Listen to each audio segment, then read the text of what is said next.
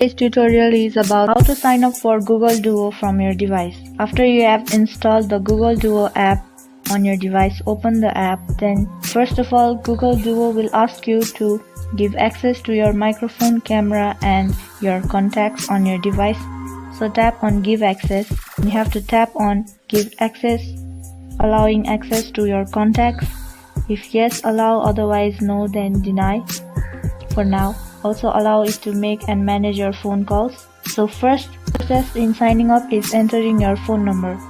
First of all, choose your country code over here, and after that you can enter your phone number in the box. Then you can tap on agree button at the bottom of your screen, and Google Duo will send you a verification code to your phone number, and the number will be verified automatically. And like this, you have created your Google Duo account. You can also manage the low light mode on and other things by going to the settings. So this is the camera. You can add video, photo and voices over here. Therefore you have successfully signed up in Google Duo like this.